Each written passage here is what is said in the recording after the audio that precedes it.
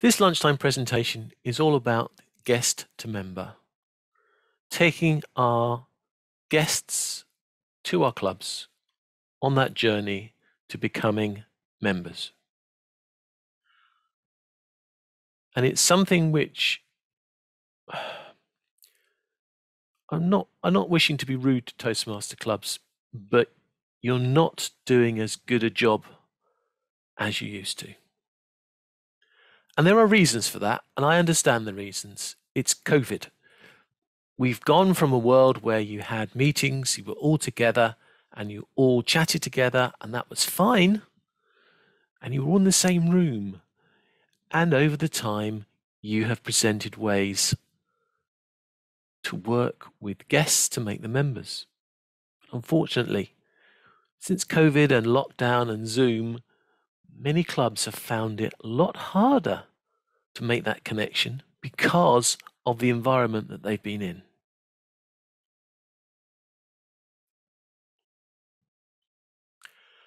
So the question is very simple.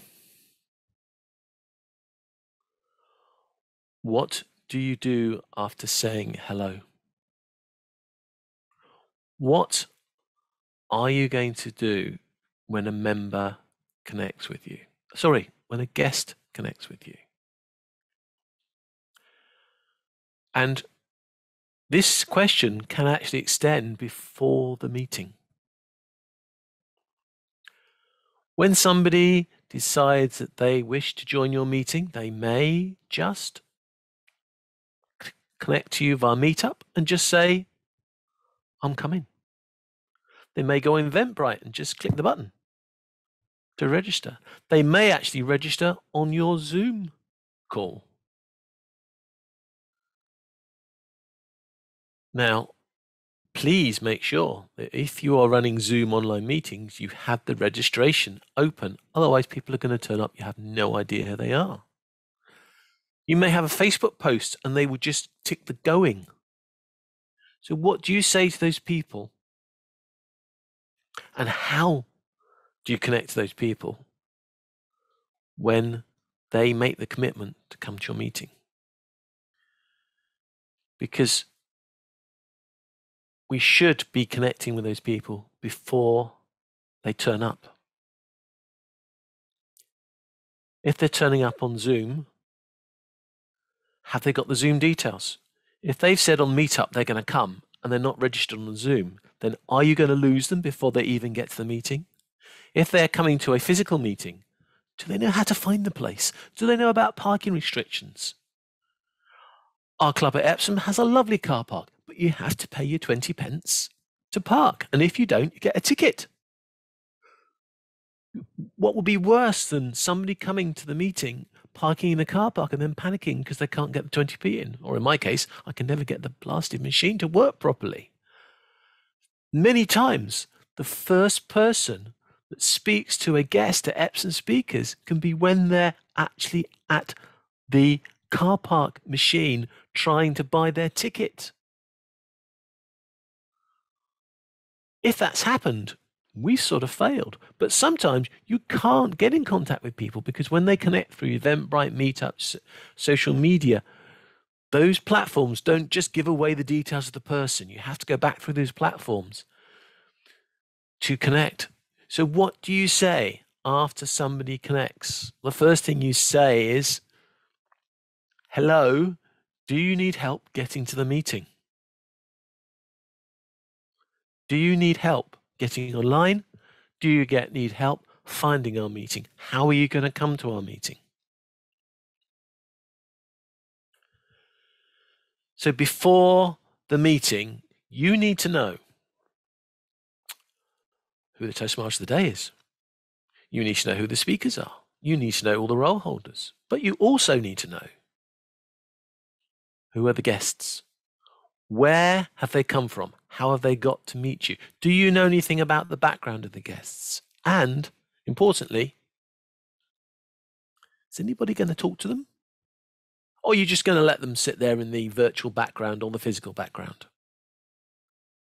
Now, our process before COVID at Epsom Speakers was the the sergeant at arms is responsible for the room. So the sergeant at arms should, in theory, greet everybody, but they can't because they're setting up the room. So usually, when I was sergeant at arms, I would greet everybody who came in the room, but then I would pass them on to another Toastmaster who could then discuss with them all those little things about what they're going to do, why they come, etc., etc. Now, of course, that falls down quite badly when you go online. So before the meeting, you need to know who is going to do the meet and greet, whether you're online or offline. Who's going to do the meet and greet? Who's going to be responsible for making sure that those people that are expected to turn up and are recognized? And that's why, even in an online meeting, you open up the Zoom a room 15 minutes, 20 minutes beforehand. So before the meeting, you need to be organized. And when you do it online, it's harder and you need to be more conscious about it because people can so easily slip through the cracks. While I've been doing this presentation, somebody turned up and they disappeared again in 5 seconds. I didn't have a chance to see who they are. But because this is a registration Zoom account, I will know who that person is and I will now be able to reach out to them and find out why they came and then just disappeared straight away. During the meeting. Again, back in the old days when we used to meet face to face, and hopefully you all are starting to again, we would make sure that guests sat next to a person who was an experienced Toastmaster. And when I say experienced, I mean they've been at least 6 months. So they've done a few speeches, so they know how the system works. And they would be the point of contact to be able to have little conversations during the whole event, to answer questions, answer queries, keep the person online to let them know what's going on and how it is. Online, I have been known to very regularly send little private text messages to the guests there just to make sure that they know what's going on, if they need any help, if they understood what was going on, offering, suggesting things like table topics. Have a go at table topics, don't worry, and other types of things, just to start a conversation. Some clubs I know have thought about and have used breakout rooms. So you take the guests into a breakout room just before the meeting so that they have an idea of what's going on. And then they have that point of contact. They know who they can contact during the meeting if they get stuck. If it's a physical meeting, don't let the guests all sit together. Sit them between Toastmasters who know what's going on so they can be helped and encouraged and felt wanted.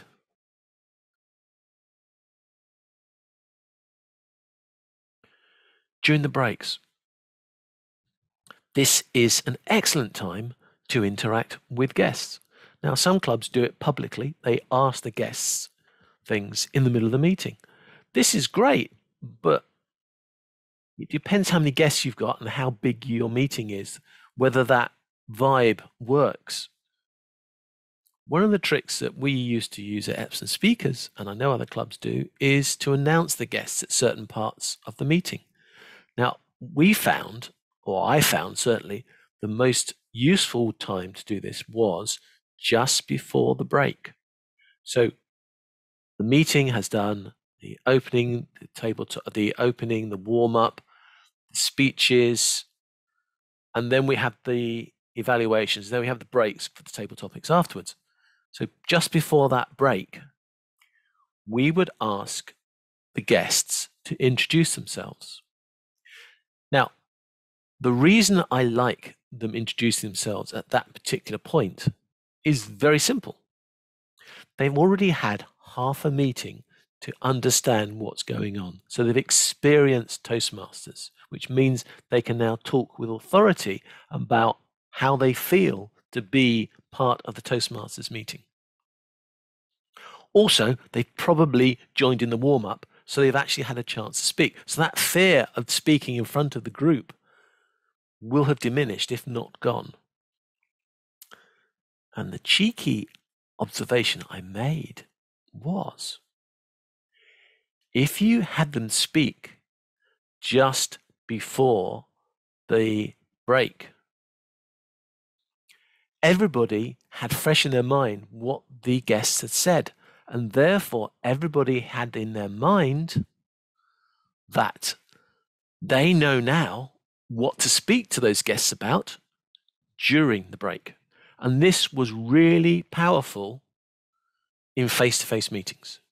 And I think it is the most expedient way of getting guests involved, because you just ask them to open up about what they are, and then over a coffee, a tea, or whatever else you do during your break, now other Toastmasters can go up to them and they can say, oh, so you have a lot of meetings in your business and you're looking to be more powerful like that. I had the same issue, and I find now, because of table topics, I can really answer questions in meetings. Oh, table topics? Yes, well, we're going to be doing that next. And you can have a go as well. You just have to stand up and talk for a minute, which is not too bad, but it's a big challenge than talking for just 15 seconds. There we are. I've interacted with a guest. During breaks, and there are breaks online, what about breaking up the online meeting and putting everybody into smaller groups in breakout rooms, depending on how many people are going to be hanging around? Gosh, if they've all gone off to get a cup of tea, it's not going to work. But maybe break out into breakout rooms and have people check. And of course, we know that, as Lord Zoom would tell us, you can allocate people in those breakout rooms. You can make sure the guests were spread out amongst all the breakout rooms. You can push members in and people could have smaller group chats. Think about how you're going to deal with people during the break. Interact with the guests. Don't spend the whole time running around trying to organize speakers or whatever. But remember, Table Topics is afterwards. Table Topics is also a good opportunity for you to speak to the guests and see what they think about taking part. And I always try to have two answers to that. They either take part or they're thinking about taking part. I never accept I'm not going to take part. They're either going to take part or they're thinking about it. And if they're thinking about it, usually you can persuade them to join in. But I don't like people saying no. But that's just my aggressive attitude in getting everybody involved in Table Topics. What happens at the end of the meeting? Well, we all know the chat that happens and the banter that happens at the end of the meeting, but make sure at the end of the meeting you are paying some attention to your guests. And that does not mean asking for the 16 digits on their credit card number so that you can pay for them to join Toastmasters. That's a little bit too aggressive for Toastmasters, isn't it? On the other hand, just saying our next meeting's in 2 weeks' time, bye, is also, at the other extreme, not a very good way to do things. But when I like to think about selling, I always think about dating as an example. If you're dating somebody, you're not going to say, oh, maybe we can do this next week, and end the conversation.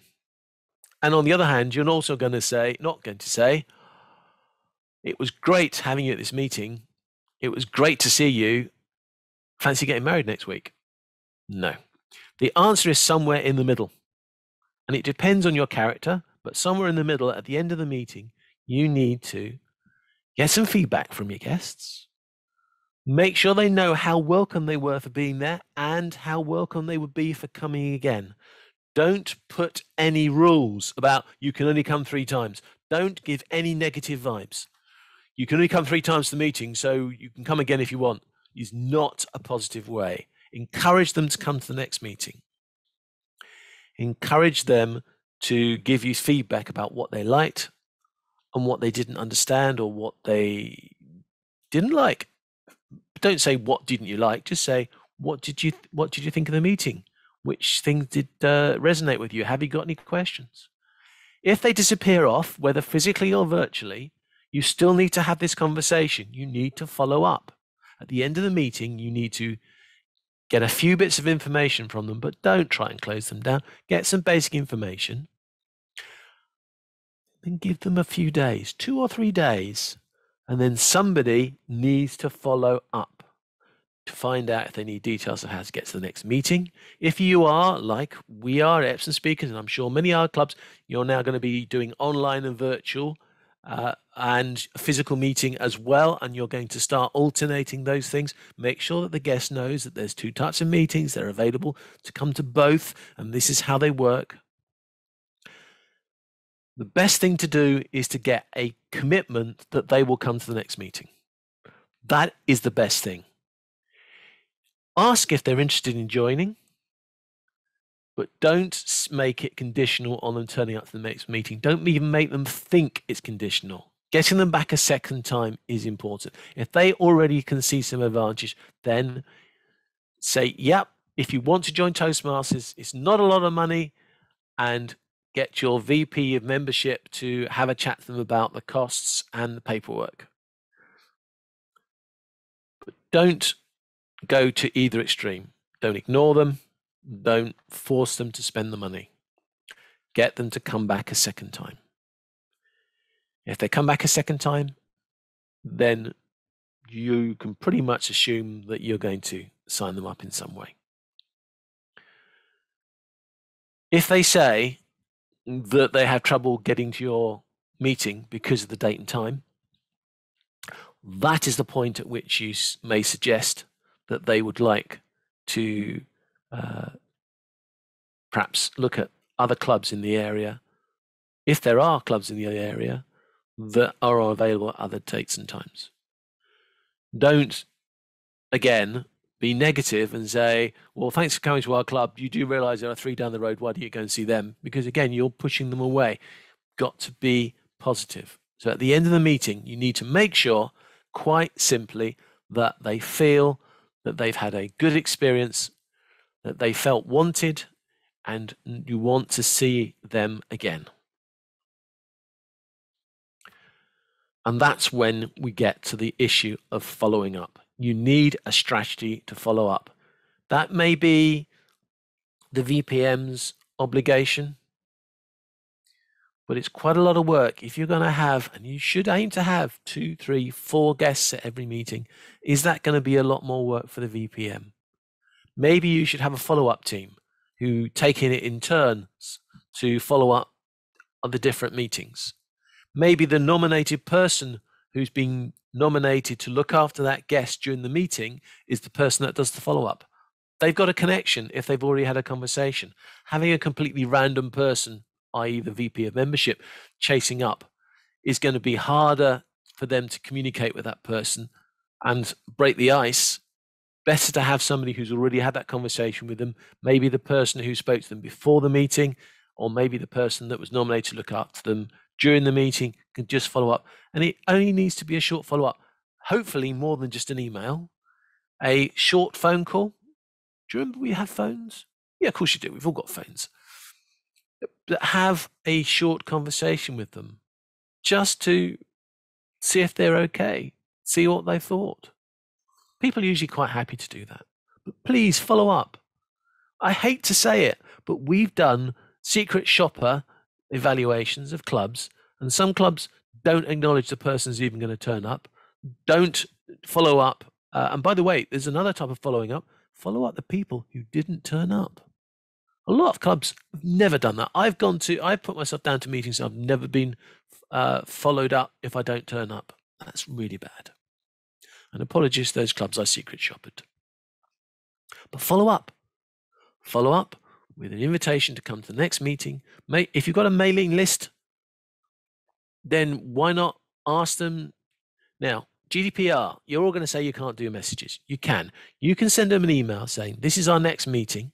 And if you'd like to be on the mailing list for all the meetings and what we're doing, invite them to join. And then that is okay. You can send them a follow-up email. That's not GDPR problem. If you put them on the mailing list and keep emailing them, then there is a problem if you haven't asked. So just do a follow-up email, offer to have a conversation with them, a phone call. Remember to tell them where the next meetings are and how to get to them. If you've got online or offline, then they may not know how to get to one or the other. Ask them if they want to go on the mailing list to be kept in touch with what else is happening within your Toastmasters club. But please follow up. If you've gone to all that trouble of getting somebody to the meeting, again, going back to the dating thing, what would be the point of having a nice meal with somebody and never following up? Don't expect them to follow up. I would say protocol says it's your meeting. You should invite them to come to the next one. You should not expect them to approach you. And if you don't like making phone calls, then I slightly don't believe you, because Toastmasters is all about communicating. So if you're not prepared to pick up a phone and phone somebody up, then how do you get through table topics? Come on, it can be done. Share the load. It can be done. And the last thing is, I think this is the last slide that Diane gave me. Celebrate new members. Actually, celebrate everything you people do. But in the case of this webinar, we're talking about new members. Celebrate new members. So when a new member says they're going to join, celebrate it. Introduce them, not in a forceful way, but introduce them to the club. You don't have to get them to stand up and do anything, because crikey, that's what the icebreaker's about, isn't it? Celebrate new members, welcome them officially, get the president to officially welcome in the opening speech when they've joined. You know, we're happy that whatever so-and-so has joined the club, and maybe a couple of sentences about them. We look forward to hearing them in their speeches. And celebrating new members does something else. It also resonates well with guests, because if a guest is there for the first or second time and they see that somebody else has just joined, what does that do? That encourages them to want to join. And if you can celebrate your new members and highlight the main reason why they are joining, which they can give or you can give for them, it's a good way to bring them in. And of course, the biggest celebration, and I honestly don't think we make enough of this, the biggest celebration for new members should be at the end of their icebreaker. Now, I know you're going to have votes and you don't want to whatever, but always make sure you celebrate not just new members, but every time a new member does something new. So celebrate their icebreaker, their first time. Celebrate the first time they do the warm-up. Celebrate the first time they do table topics. Celebrate the first time they do an evaluation. Celebrate every first time that they do things, because we are all really conscious of the first time and getting it right. So celebrate new members and every time a new thing is done. And that is the end of the presentation. Thank you. I will now stop the recording, but I will take questions.